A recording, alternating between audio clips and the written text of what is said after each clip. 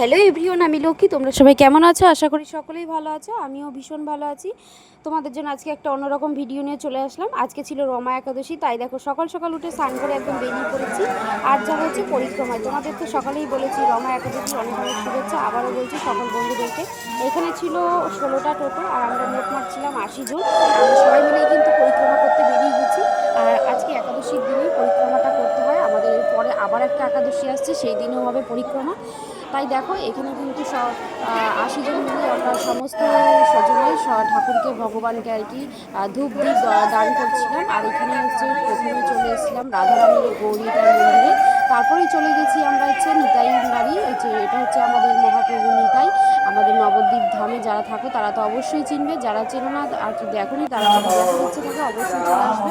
আর দেখো এটা হচ্ছে তারপরে চলে গেছি বলদেব বাবার মন্দিরে। এখানে বলদেবের মন্দিরের ভিতরে ঢুকে আমরা গোপাল দর্শন করলাম, সেই ভগবানকেও আমরা দীপ ধূপ দান করেছি।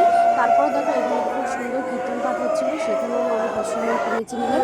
আর তারপরে দেখো এটা হচ্ছে আমার বাসির বাড়ি হচ্ছে দিদি বুনি দিদি, তার সঙ্গে একটু ভিডিও করে নিলাম। তারপরে চলে গেছি আমরা সরাসরি রাধারানীর মন্দিরে। এখানেও কিন্তু পাঠ কীর্তন শুরু হয়ে গেছে, কারণ আমাদের এখানে নবদ্বীপে হচ্ছে প্রত্যেকটা মন্দিরে এই নিয়ম সভার হচ্ছে দামোদর মাস পড়ে যাচ্ছে, কালকে কার্তিক মাস থেকে শুরু হচ্ছে।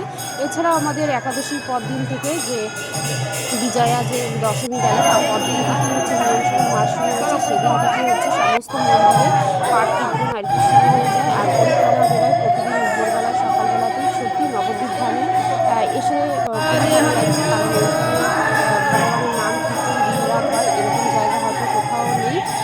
আছে হয়তো বৃন্দাবন অনেক জায়গা, কিন্তু এরকম কাছের তীর্থস্থান বলতে ভগবান শ্রীকৃষ্ণ সবসময় সকাল সন্ধ্যে এরকম যে সন্ধ্যা আরতি সবসময় পূজা পাঠ কীর্তন আর কি শোনা যায়, এরকম হচ্ছে জায়গা নবদ্বীপ। যারা এখন দেখো তারা চলে আসবে অবশ্যই। আর যারা এখানে থাকো তারা তো কোনো ব্যাপার নেই, তারা তো সবসময় ভগবানকে দর্শন করতে পারবে। আর আমার তো ভীষণ ভালো লাগে, আমি ফার্স্ট টাইম বেরিয়েছি পরিক্রমায়, এর আগে কখনো আসিনি। আমার তো খুবই ভালো লাগছিল। আর এই দেখো এইখানে চলে এসেছি আরও একটা মন্দিরে, এটা হচ্ছে তিনকড়ি আশ্রমের মন্দির, সেটাও আমরা দেখলাম। আমরা অনেক মন্দিরই দর্শন করেছিলাম, তোমাদের যতটা সম্ভব পারলাম ভিডিও বন্দি করে ক্যামেরা বন্দি করে তোমাদের দেখানোর চেষ্টা করেছি।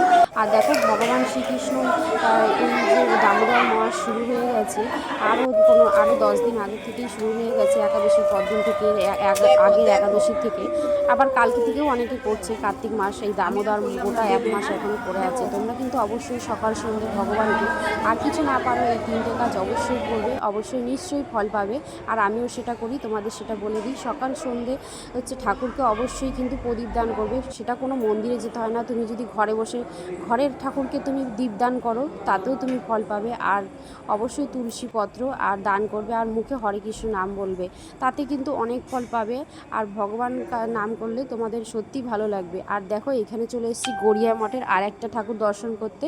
এই মন্দিরটা কারা কারা দেখেছো জানি না, নবদ্বীপে যারা থাকো তারা তো অবশ্যই দেখবে, যারা দূর দূর থেকে দূরে থাকো বন্ধুরা তারা কিন্তু নবদ্বীপ দর্শন করে এই গড়িয়া মঠে আসবে। অসাধারণ এখানে দেখার কিছু আছে, যতটা পারলাম আর কি তোমাদের একটু দেখানোর চেষ্টা করলাম। আর সমস্ত ভিডিও তো করা সম্ভব হয়নি। আর এইটা দেখো এখানে যুগলবন্দি ছিল, রাধা কৃষ্ণ ঝুলন দোলায় দুলছিল, এটা ছিল অসাধারণ দৃশ্য, এটা আমার ভীষণ ভালো লেগেছিল।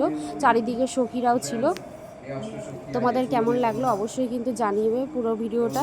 আর তারপরে চলে গেছি হচ্ছে আমরা বিষ্ণুপ্রিয়াতে। এই দেখো এখানে হচ্ছে বিষ্ণুপ্রিয়া দেবী আছে। আর তারপরে গড়িয়া মঠটা আমরা ঘুরে ঘুরে চারিদিকটা দেখছিলাম, ওপরটাতেও কিন্তু এরকম সুন্দর ছিল।